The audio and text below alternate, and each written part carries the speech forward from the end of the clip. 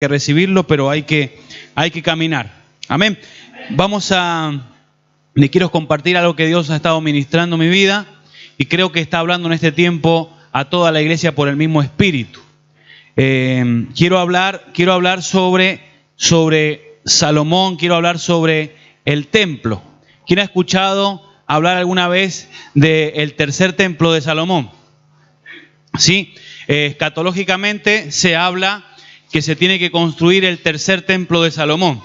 Yo lo he escuchado hace tiempo, pero usted y yo sabemos qué clase de templo es el que el Señor quiere construir.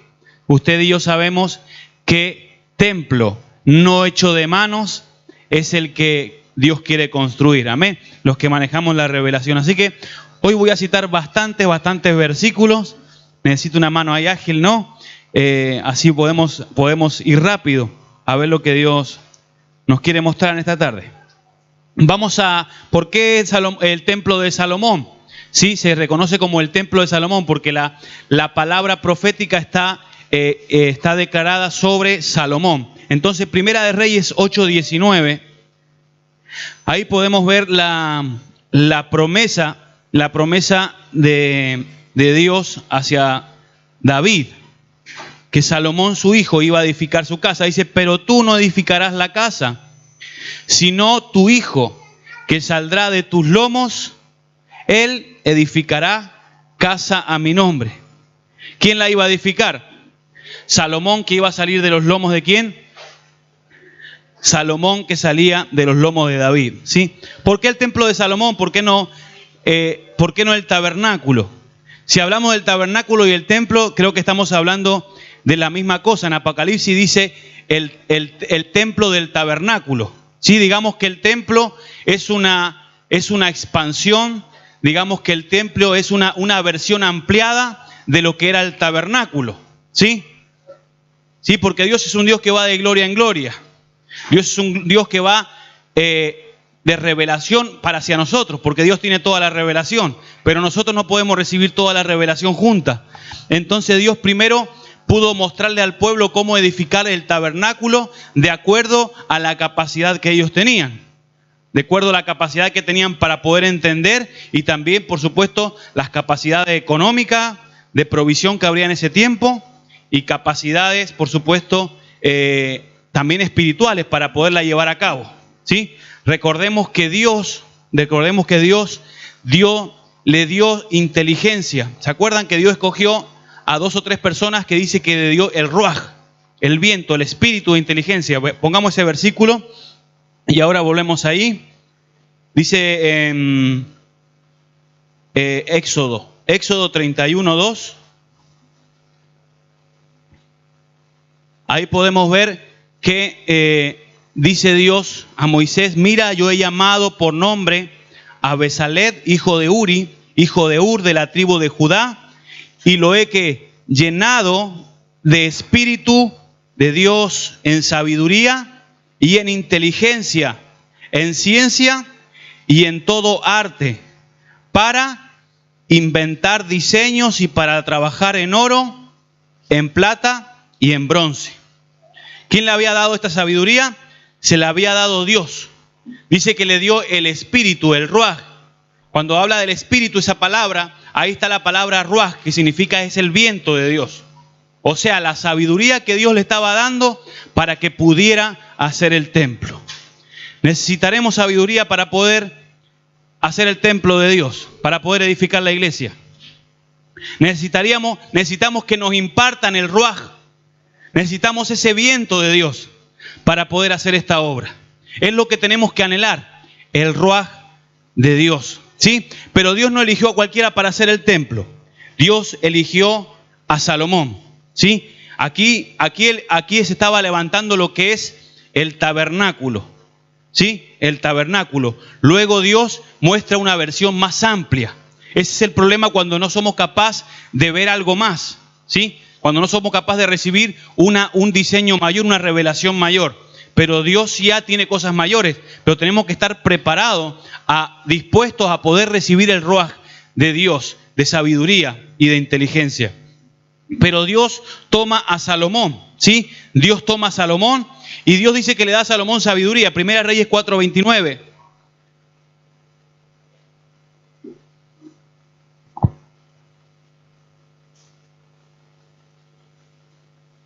Y Dios dio a Salomón sabiduría y prudencia, ¿cómo eran? Muy grande.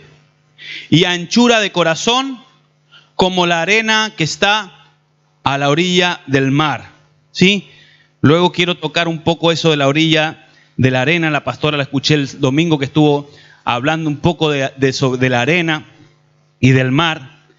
Pero dice que Dios le dio a Salomón aquí también un ruaj de sabiduría y prudencia muy grande y anchura de corazón.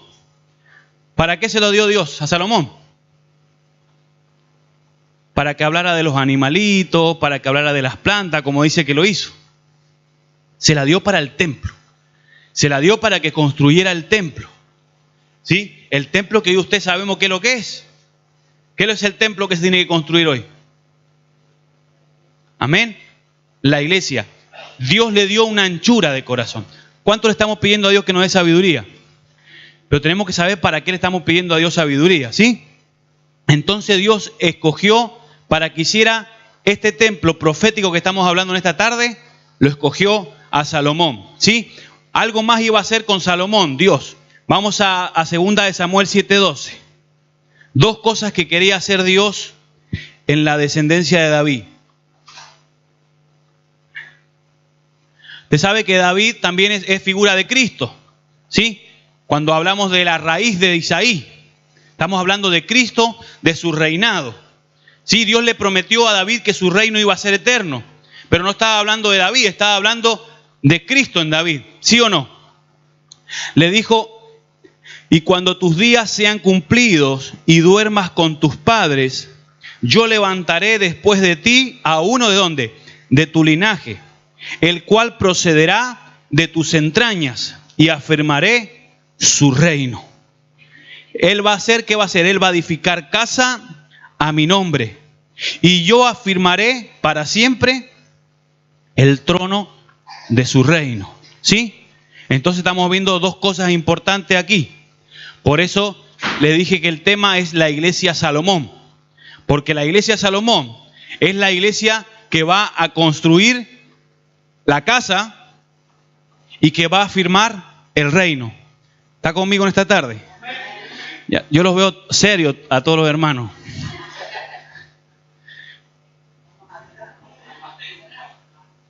Yo creo que identificarse y creerse parte de la iglesia Salomón tiene que ser un privilegio, poder ser parte de la iglesia Salomón. Porque sabe que David tuvo muchos hijos, pero Dios le dijo, está en tus lomos el hombre que yo voy a escoger. Por eso yo creo que no toda la iglesia ha estado preparada para hacer este trabajo, ¿sí? No toda la iglesia ha estado preparada para este trabajo. Unas características que tiene Salomón. A ver, vamos a ver unas características que tiene Salomón comparado con la iglesia. Primera de Reyes 5:4.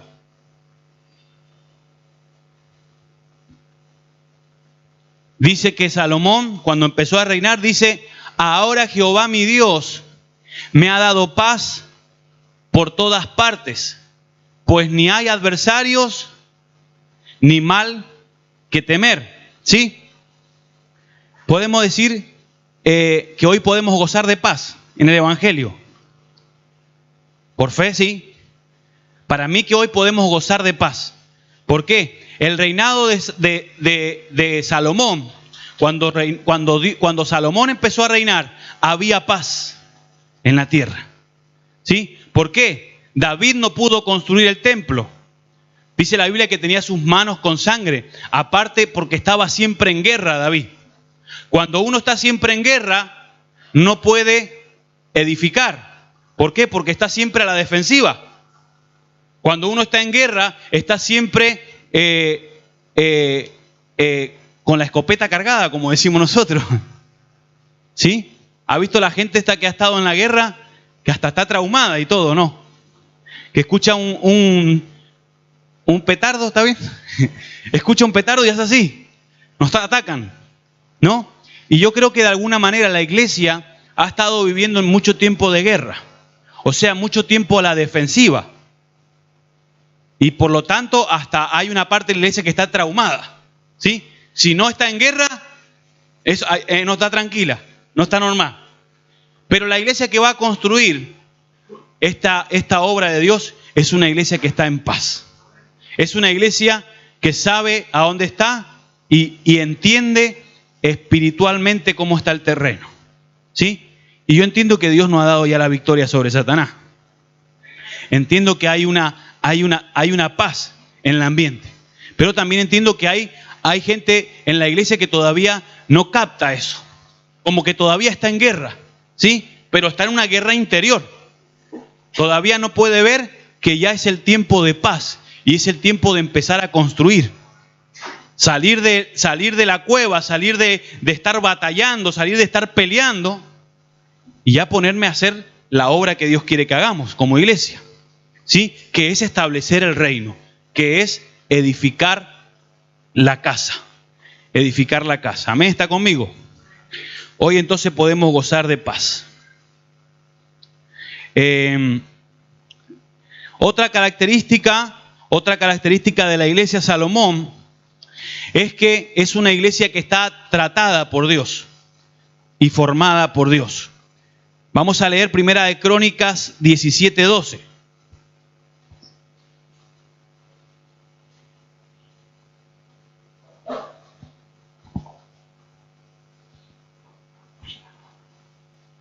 Lo tenemos. 17:12. Primera de Crónicas 17:12. Seguimos leyendo. Dice, Él me edificará casa y yo afirmaré su trono eternamente. ¿Sí? Recordemos que cuando estamos hablando de Salomón, estamos hablando de una palabra profética. ¿Sí? Estamos hablando de una palabra profética. Dice, yo le seré por padre y él me será por hijo. Y no quitaré de él mi misericordia como la quité de aquel que fue antes de ti. Entonces la iglesia Salomón es una iglesia que dice que yo le voy a hacer a él por padre y él me va a hacer por hijo. ¿Sí? ¿Hay que ser tratado para ser hijo o no? ¿Sí? Hace falta mucho trato en una persona para que una persona pueda ser realmente hijo. ¿Sí? Estamos de acuerdo que dice la Biblia que Él nos dio la potestad de ser, ¿qué? Hechos, ¿no? De ser formados hijos de Dios. Entonces hay un proceso por delante para yo poder ser hijo, para yo poder ser parte de la iglesia Salomón, de la iglesia que va a construir y de la iglesia que va a afirmar el reino, a establecer el reino. Amén. Nos tenemos que dejar tratar. Veo aquí algunas caritas que dicen, nos cuesta dejarnos tratar como hijos. Pero es parte del proceso de Dios. Parte del proceso de Dios para que podamos avanzar. Dejarnos tratar y dejarnos ser hijos. ¿Sí? Dice que Cristo por la obediencia, a través de la obediencia, aprendió. A través de la obediencia, ¿qué? A ser hijo. Si Cristo aprendió por la obediencia a ser hijo, Dios Padre lo trató a Jesucristo, no nos va a tratar a nosotros que somos herederos con Jesucristo. ¿Sí o no?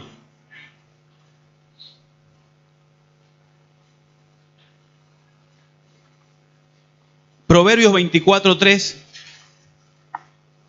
Una característica que vamos a ver en la iglesia Salomón es, por supuesto, que va a manejar grandes niveles de sabiduría y de profundidad en la palabra. Dice, con sabiduría se edificará la casa y con prudencia se afirmará. ¿Sí? Entonces esta batalla de Dios, esto no es con fuerza, esto no es peleando, gritando contra el enemigo. Esto se tiene que hacer, ¿cómo? Con sabiduría. ¿Sí? Con sabiduría es lo que va a poseer la iglesia Salomón. La iglesia que va a heredar los planos. La iglesia que va a heredar los planos para poder hacer ese templo que Dios quiere hacer. Vimos anteriormente que en Besael se le había derramado un espíritu de sabiduría, un ruaj de sabiduría, ¿sí? ¿Pero para qué? Para hacer el templo, ¿sí? Empecemos a pedirle a Dios que nos dé sabiduría para hacer eso, ¿sí? Hay tantas cosas que nos gustaría pedirle a Dios. Un coche nuevo, Señor, yo necesitaría un trabajito nuevo, yo necesitaría un marido nuevo,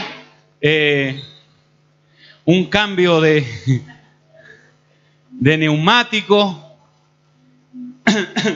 tantas cosas que podríamos pedirle a Dios, ¿sí? Pero recuerda una promesa grande que Dios le hizo a David. Yo siempre me quedé con esto. David dijo a Dios, yo te voy a construir la casa. Y cuando dijo eso el profeta Natán, Dios le habló y le dice, por cuanto tú has pedido esto, yo te voy a dar todo. Las promesas firmes de David, ¿sí? Porque nosotros queremos construir para nuestras propias vidas. Y el reino de Dios funciona al revés. Nosotros tenemos que construir para Dios, para que Dios nos pueda construir a nosotros. Y yo creo esa promesa, yo camino en esa promesa, ¿sí? Desde que hemos empezado el ministerio y creí esa promesa, yo camino en esa promesa. Dios mío, yo estoy haciendo tu obra. Yo estoy construyendo tu obra. Y yo sé que tu promesa es que tú vas a mirar por mí. Vas a mirar por mi casa, si yo miro por tu casa. Pero es un cambio de prioridades que tenemos que hacer. Porque decimos, no, yo primero construyo mi casa, mis necesidades. Y una vez que pueda construir lo mío, empiezo a construir lo tuyo. Y nos estamos engañando. Porque la Biblia dice que primeramente hay que buscar ¿qué? Lo primero el reino. Entonces no nos engañemos. Empecemos a construir lo de Dios y que Dios pueda construir lo nuestro, ¿sí? Y para eso estamos pidiendo sabiduría a Dios. Una sabiduría de lo alto, ¿sí? Estamos hablando de sabiduría de lo alto. Dice que Dios le dio a Salomón sabiduría y anchura de corazón, ¿sí? Dios tiene planeado edificar este templo, esta casa, desde antes de la fundación del mundo. Les voy a mostrar ahora desde otro panorama, ¿sí? Se los voy a dar desde otro panorama, y yo sé que muchas cosas las voy a dejar como colgando, ¿sí? En el aire, para que aquellos que les gusta la palabra los puedan escudriñar, ¿sí? Pero fíjese que hay un paralelismo entre la iglesia y Salomón, como hemos visto ahora, ¿sí? David como Cristo y Salomón su hijo como la iglesia que ha salido de sus lomos, ¿sí o no? Pero también lo vemos la iglesia como Eva, ¿o no? Adán como Cristo, ¿sí? Cristo, que dice la Biblia que es el postrer Adán al principio de la creación, y Eva como la ayuda la ayuda idónea. ¿Sí? ¿Necesitaba Adán a Eva o no? ¿Sí? Entonces Dios Padre ya tenía Dios Padre, la iglesia la tenía ya en sus planes antes de la fundación del mundo. ¿Por qué? Porque la iglesia es la ayuda idónea ¿de quién? De Cristo, ¿sí?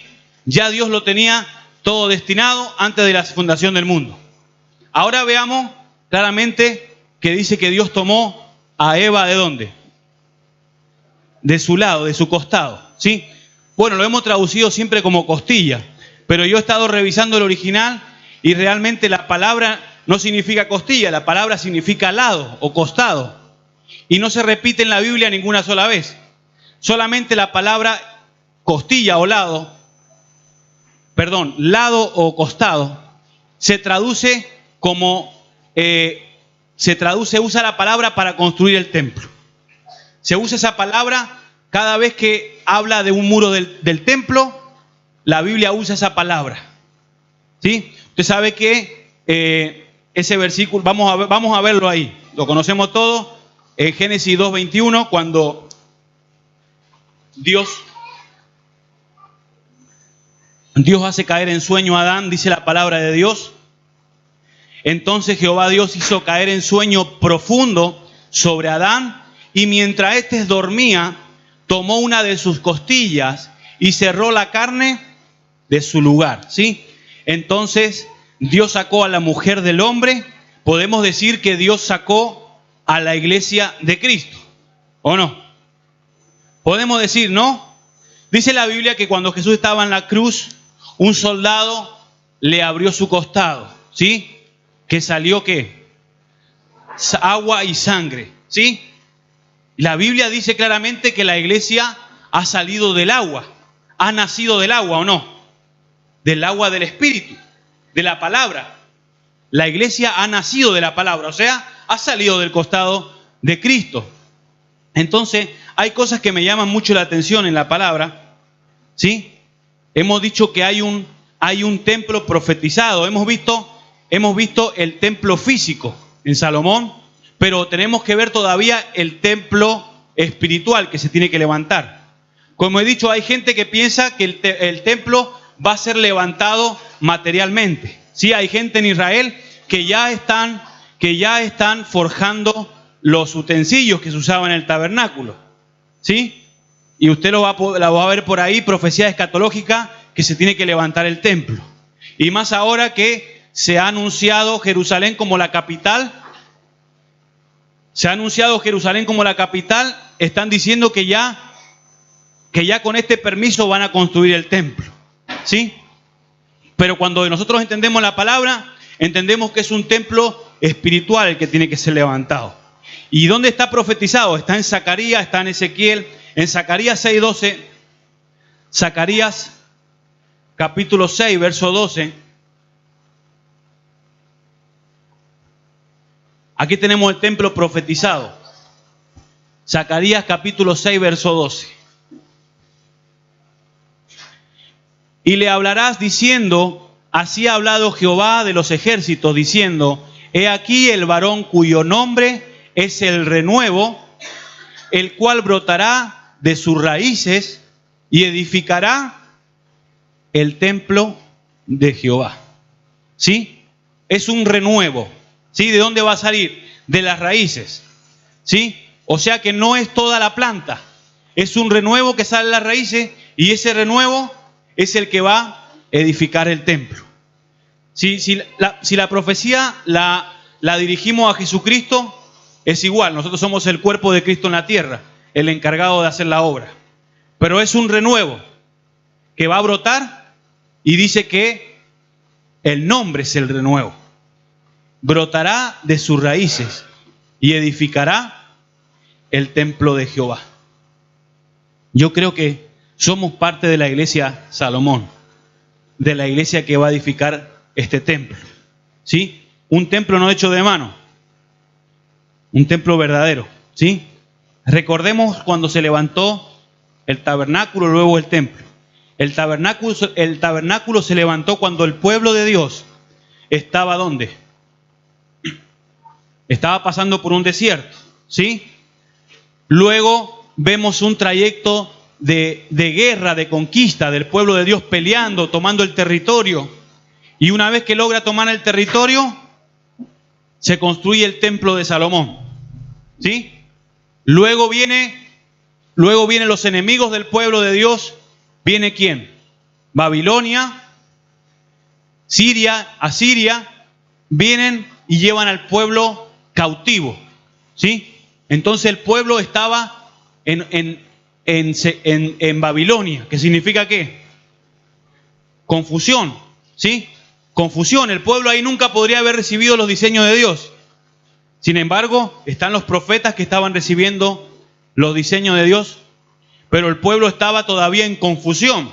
No podía recibir los diseños de Dios. Sí, yo creo que la iglesia ha pasado por esas etapas, ha pasado por confusión, ha pasado por cautividad. Es imposible que en esos momentos la iglesia pueda haber recibido los diseños. Pero este es el tiempo donde sale el renuevo, la iglesia Salomón, la iglesia que recibe los diseños de Dios, recibe la sabiduría de Dios para poder edificar la casa que tiene que ser edificada. ¿Sí o no? ¿Está muy serio? Espero que se entienda en esta tarde lo que estamos hablando. Yo creo que sí, porque esta es una iglesia de mucha palabra y yo creo que sí me va a entender. ¿Sí? Voy a tocar algunos detalles que a mí me han llamado la atención. ¿Sí? No quiero establecerlo esto como una enseñanza, pero yo quiero tocar algunos puntos que se me han estado mostrando, se me han estado revelando. ¿Sí? Hemos dicho que el Padre sacó de Adán, de su costado, sacó a Eva, ¿sí? La iglesia. Ahora nos encontramos la palabra traducida, ¿sí? Del costado, la costilla, nos las encontramos en la construcción del templo, ¿sí? Déjeme mostrarle un versículo para que usted lo pueda ver.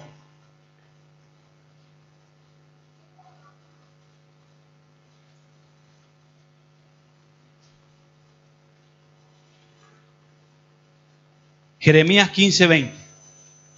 Jeremías 15:20.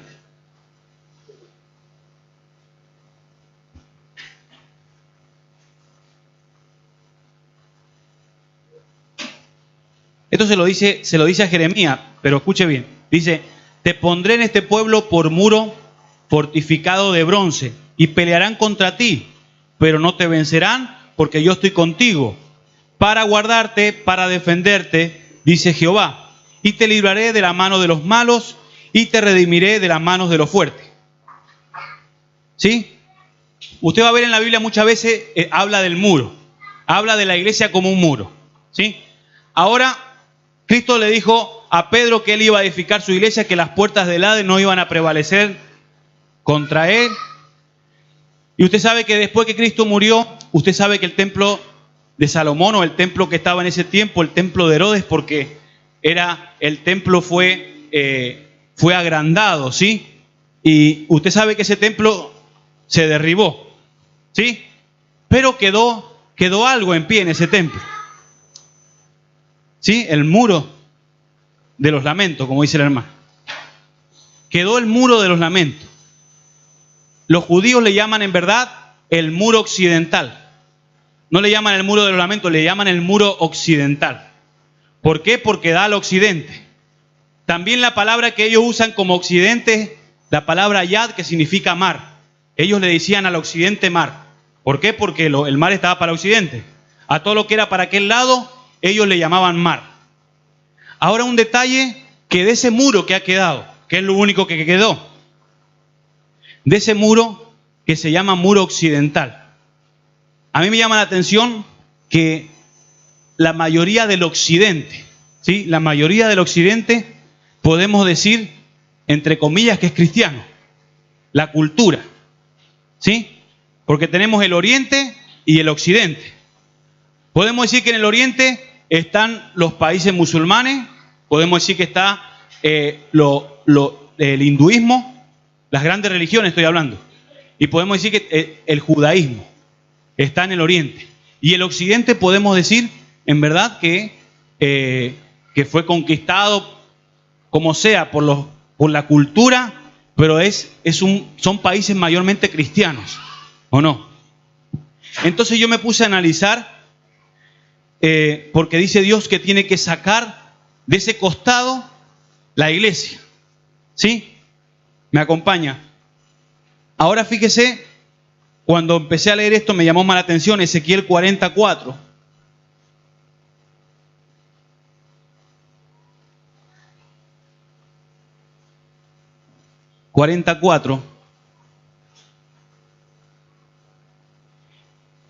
Aquí está la visión del templo de Ezequiel. Siempre que hay la visión, que la vamos a ver aquí en el Apocalipsis, lo primero que le manda a medir el ángel es un muro. Dice: y me habló aquel varón diciendo: hijo de hombre, mira con tus ojos y oyes con tus oídos, y pon tu corazón a todas las cosas que te muestro, porque para que yo te las mostrase, has sido traído aquí. Cuenta todo lo que ves a la casa de Israel. Y me habló aquel varón diciendo: hijo de hombre, mira con tus ojos y oye con tus oídos, y pon tu corazón a todas las cosas que te muestro, porque porque para que yo te la mostrase, has sido traído aquí. Cuenta todo lo que ves a la casa de Israel. Y he aquí un muro fuera de la casa, y la caña de medir que aquel varón tenía en la mano era de 6 codos de a codo y palmo menor. Y midió el espesor del muro y una caña la altura de otra caña. Estoy leyendo bien, ¿no? Bueno. Aquí tenemos un muro, ¿sí? Antes de sacar conclusiones, yo he ido sacando conclusiones, porque es lo que yo he visto en la palabra. Pero vemos lo primero que Dios le muestra en revelación al profeta es un muro. No cualquier muro, es el muro que rodeaba la casa. El muro que ha quedado en Jerusalén en verdad es el muro que rodeaba la casa. Porque el templo fue destruido, pero alrededor había un muro. Ese muro, el muro simboliza algo, también es figura de protección. ¿Sí? Lo he escrito yo aquí. El muro es figura de protección del diseño, ¿sí? Y de separar lo que era de fuera del mundo y lo que era de dentro. Ahora ponga ahí mismo el capítulo 42, verso 19.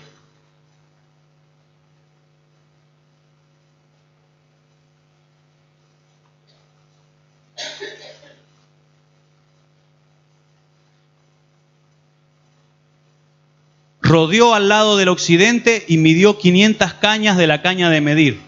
A los 4 lados midió, tenía un muro todo alrededor, de 500 cañas de longitud y 500 cañas de ancho, para hacer, ¿qué dice? Separación entre el santuario y el lugar profano. ¿Sí? Este es el muro que estaba viendo Ezequiel en la visión. Era un muro que separaba el santuario y el templo. ¿Sí, pastora? Me corrige si me equivoco. Estaba separado de lo profano, este muro que estaba alrededor. ¿Sí? Entonces, el muro tiene una función. El muro es proteger el diseño, el muro es guardar el diseño. Amén. Y yo quiero ver este muro como la iglesia. ¿Sí? ¿Por qué? Porque primeramente hemos dicho que Dios sacó del costado, a ver si me sigue, del costado del muro, del costado de Adán, Dios sacó la iglesia, ¿sí?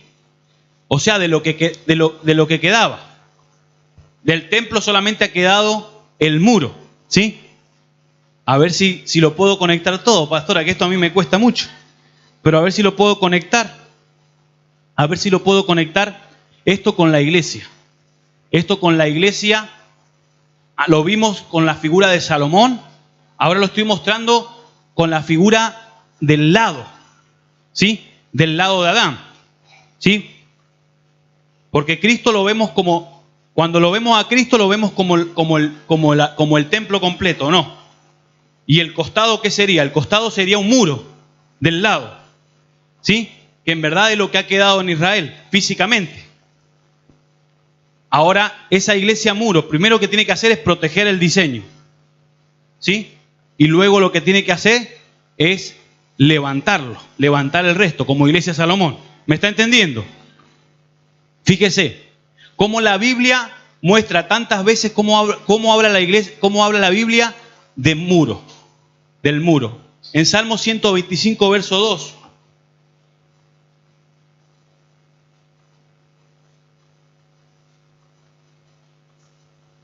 Como Jerusalén tiene montes alrededor de ella, así Jehová está alrededor de su pueblo, desde ahora y para siempre. Bueno, a ver el título, veamos el título también para que veamos.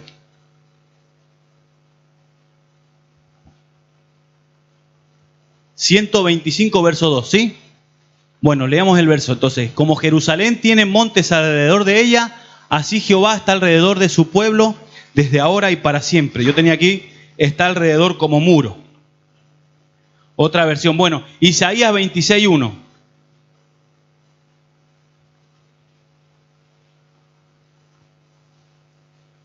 Isaías 26:1.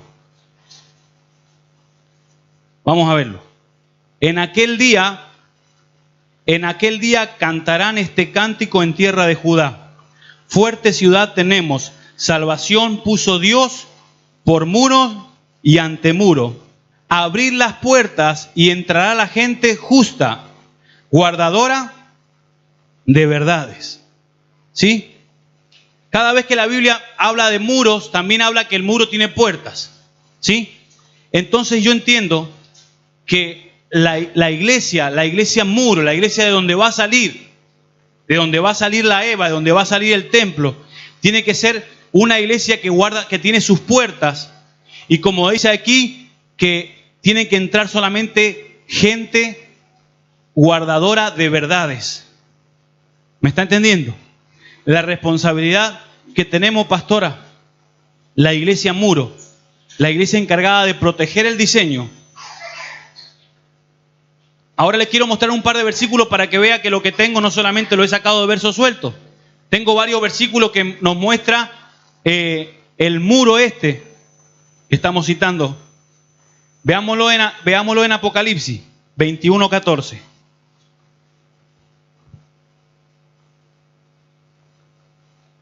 Lo mismo que Ezequiel, a Juan, el apóstol Juan, le muestra la visión, el ángel.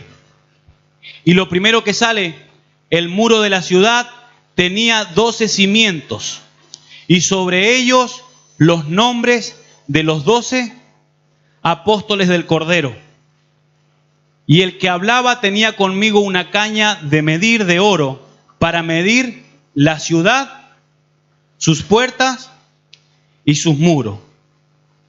Entonces yo empiezo a encontrar mucha casualidad cuando la Biblia me habla del muro y de los cimientos, ¿sí? Que tenía los cimientos los 12 apóstoles y las puertas. Leamos un par de versículos más. Y la ciudad se halla establecida en cuadro, y su longitud es igual a su anchura, y él midió la ciudad con la caña. 12,000 estadios la longitud, la altura, la anchura de ella son iguales. Y midió su muro, ¿y cuánto eran? 144,000. ¿Casualidad? 144 codos de medida de hombre, la cual es del ángel. ¿Sí? La Biblia, cuando me hablas de los redimidos, dice que eran 144,000. ¿Sí? Lo que medía este muro. No era cualquier muro, era un muro que tenía, dice más abajo, todo el capítulo habla que tenía las 12 piedras, tenía los 12 apóstoles escritos. ¿Sí? ¿A dónde vamos entonces con todo esto? En que hay un muro, ¿sí? Hay un muro de la cual es la iglesia.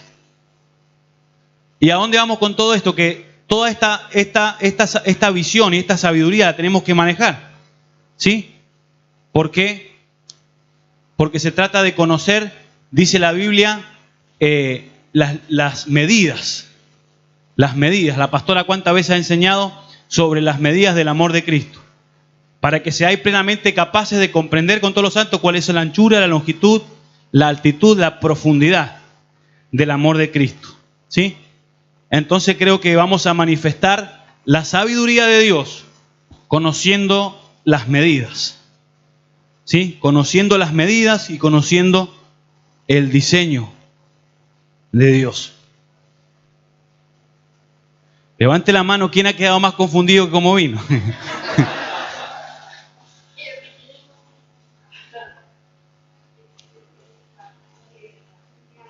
No, porque ahí estamos entrenando el oído. El que se distrajo un poquito, ya esto fue un curso hebreo. Pero como el que tiene oídos oiga, muy bien. El que tiene oído oiga y saque usted a palabra. Yo voy a terminar con un par de versículos más solamente. Vamos a Nehemías 7:1. Cuando el pueblo viene de la cautividad, lo primero que tiene que hacer, ¿qué es lo que hace? Cuando vuelven de la cautividad, reedifican el muro. ¿Sí?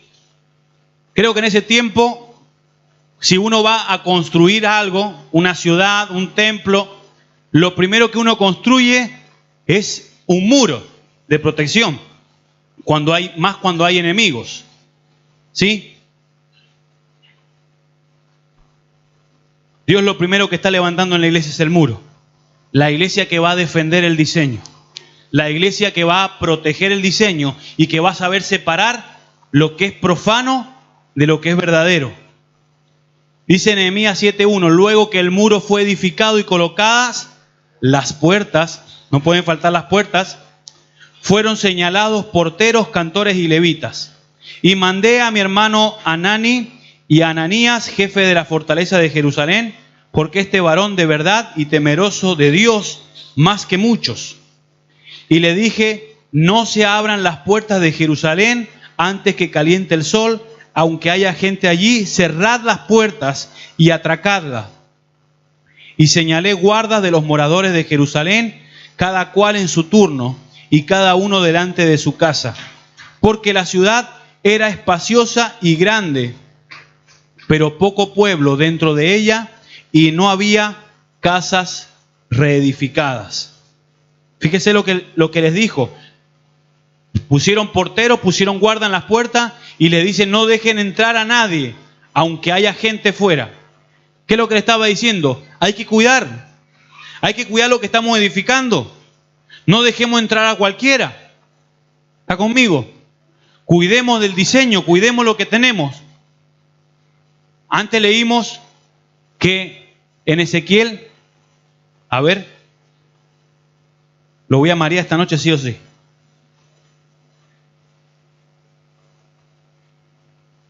Leímos que en Ezequiel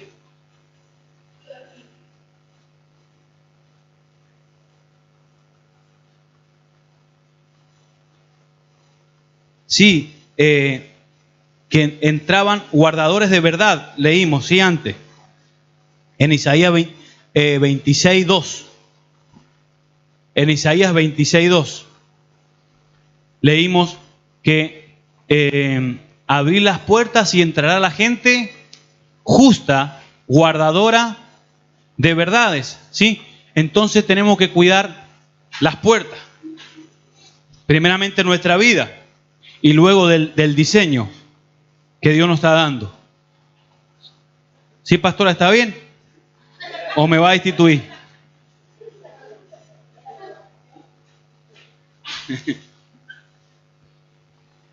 Yo aquí he encontrado un amplio diseño de parte de Dios para nuestra vida. Pero Dios ya nos está soltando ya niveles grandes de entendimiento para que podamos manejar las cosas de Dios. Es la iglesia Salomón encargada de hacer este diseño. Último versículo, Proverbios 25:28.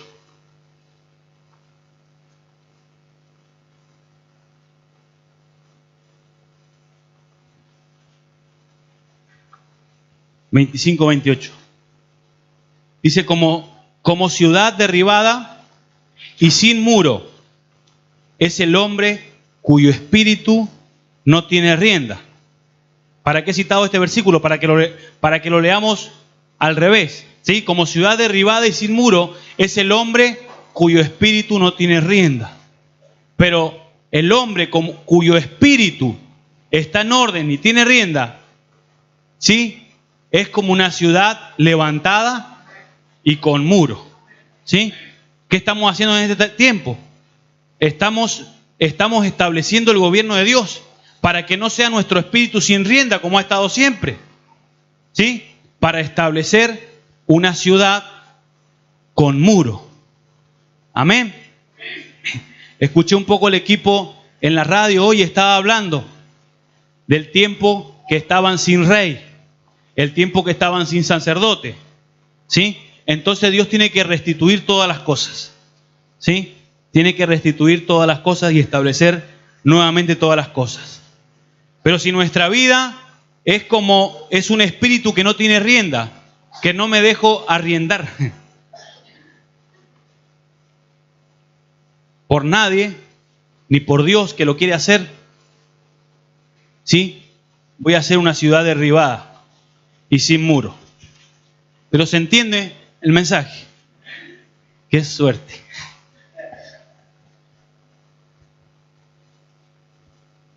Qué bueno que se entienda. Qué bueno que se entienda. ¿Sí? Quizá lo del muro está más complicado, ¿no? Los del muro de los lamentos. ¿Cómo puede ser que esté ahí ese muro? Pero todas las cosas naturales, sí, nos hablan de las espirituales. Aunque vayan a construir el tercer templo, ¿sí? Nosotros sabemos que se está construyendo uno verdadero. Si se construye el tercer templo, por supuesto que van a usar el muro que ha quedado. ¿Sí? El muro que ha quedado es el muro del perímetro del templo de Herodes que construyó. ¿Sí? Y de allí, según la teoría que ha sacado el pastor Facundo, según la teoría que ha sacado, o sea, del costado de Cristo, del costado de Adán, que es el costado de Cristo, ese muro, ¿sí? Que es el muro, no de los lamentos, sino que es el muro occidental, de donde está la iglesia. De ahí tiene que salir el resto, ¿sí? Pero fíjese las funciones del muro que hemos visto ahora al último, de proteger, de guardar el perímetro, ¿sí? De establecer los cimientos. Amén. Bueno, eso es lo que traigo para compartir en este día. Espero que les sirva de bendición, que les sea de alimento y que sigamos avanzando. Sigamos adelante con este proyecto. Y sí me gustaría que la pastora pudiera seguir ampliando este tema. Sí, sería un privilegio. Amén. Bueno, oro para terminar. Póngase de pie.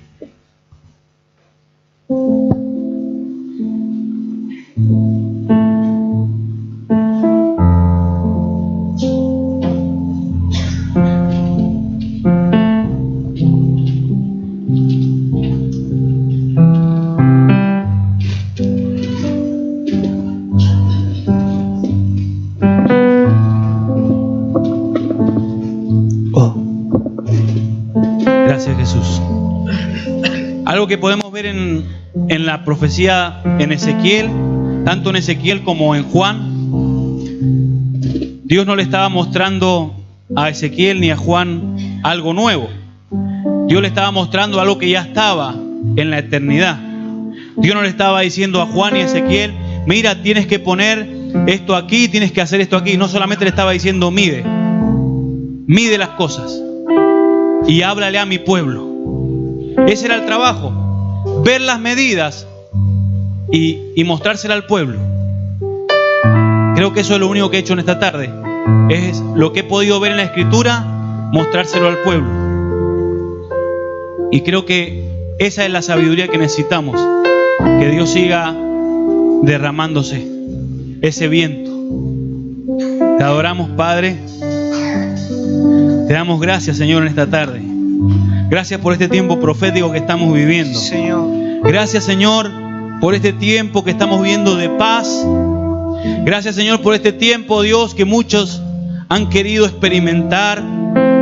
Que mucha gente, Señor, de tu iglesia ha querido vivir. Pero a ti te ha placido, Señor, en este tiempo que la podamos vivir y disfrutar. De poder ver cómo se levanta la iglesia. Amén, Señor. De poder ver cómo se establece la iglesia, Señor. Padre, ayúdanos a hacer nuestra parte. Ayuda a cada uno de nosotros, Señor, que sigamos haciendo nuestra parte. Caminando, Señor, conforme a lo que vemos en tu palabra. Señor, que podamos seguir siendo obedientes. Que podamos, Señor, seguir siendo sensibles a tu voz. Que podamos seguir caminando, Padre, hacia donde tú quieres que caminemos, Señor. Quiero bendecir esta iglesia, Padre.